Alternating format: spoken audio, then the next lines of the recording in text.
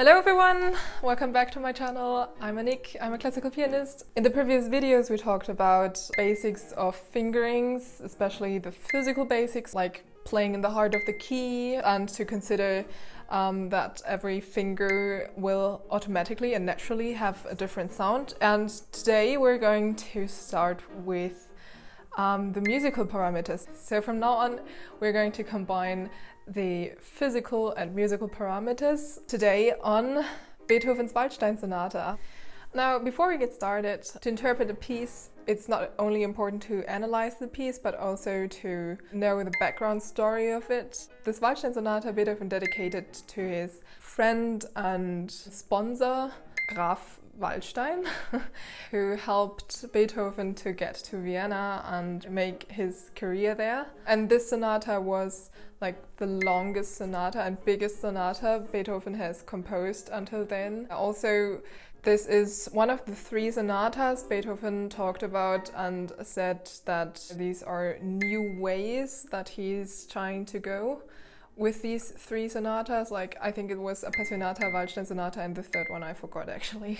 What he meant with this new way he did not really say, but you can see in the scores that he is trying a lot with the new possibilities of the new instruments. So the piano as instrument was changing at that time. From then on we had more keys to play on. The use of pedal changed a lot, and the material for the strings has also changed. So all in all, as an effect for pianists, we can play louder and faster, and the possibilities of the pedal created much more like variety of sound at our instrument. So these are just some little backgrounds that you also have to keep in mind while we're interpreting this piece. But today we're going to look at the first bars of the first movement. So let's get started.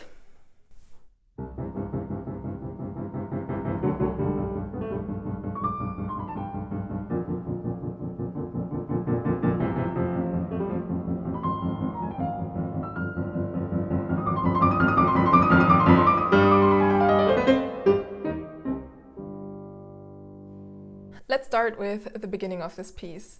Beethoven is starting at the very low register of the piano, and back then you could not really hear notes. Of course you can like recognize this C major, but it was more a noise that is like knocking on your instrument. The difficulty here is to get these repetition very even in pianissimo, and for me it was always hard to get these first bars actually, and I had to try a lot with different fingerings. I was using 1 and 3 for the left hand, like because I thought this is a lot of control there, but when we are playing down here, you can see that if I'm using 1 and 3 for my right hand, I would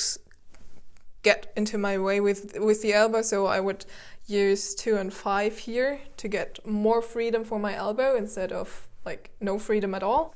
As we're doing the same moves with both hands, it's easier for our brain to control it if we are using the same fingers.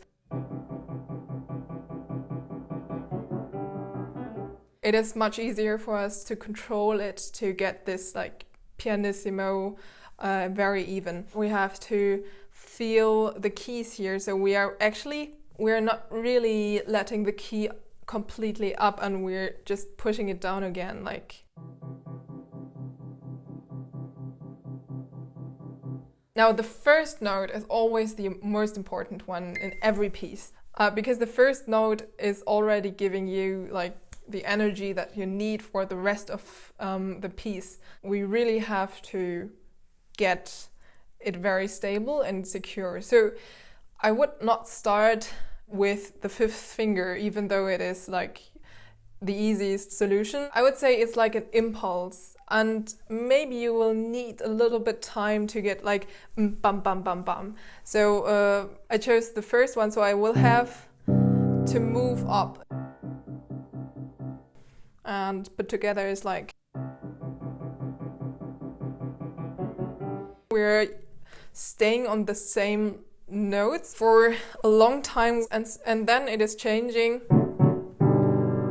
It is like getting one level up, and by changing our fingering we will automatically get a little bit more time, so this change of level is getting more exaggerated. Like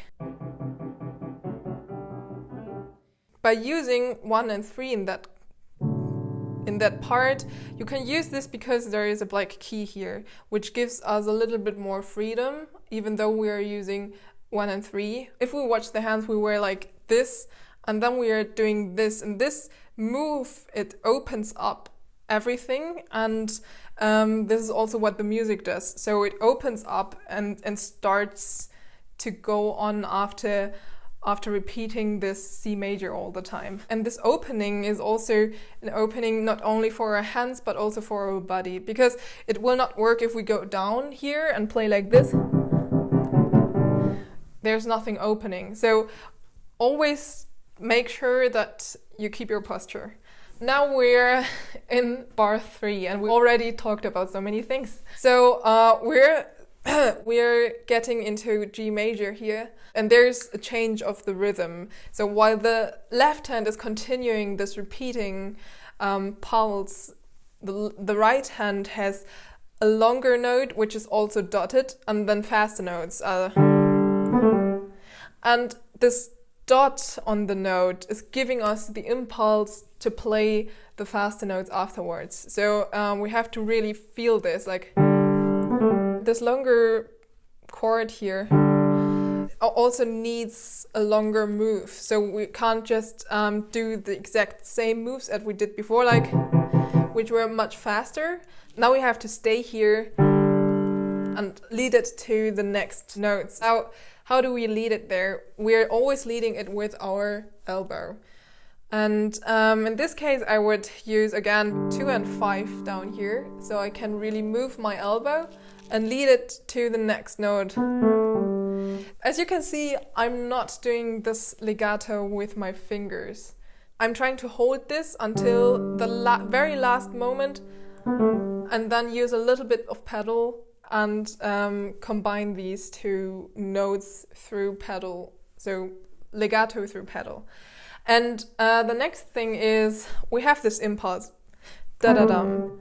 So the first note of these faster notes is going to be a little bit louder because it's the starting point here. I was moving upwards with my elbow, and now I have to catch it and go back down, like ta-da-da-dum. And by doing this ti-da-da-dum, you can already see that I have to end with either 2 or 3. So to do this, I can play like 5, 3, 2. I would use 1, 3, 2. So it will automatically give me the right energy to get down again and to move the whole arm to do this figure. Okay, so far for today. If you liked this video, then please give it a thumbs up. Next week we're going to continue with the next part, and if you don't want to miss it, then please subscribe and hit the bell. Also, don't forget to check out my Instagram, my website and my Patreon. See you in the next video. Bye!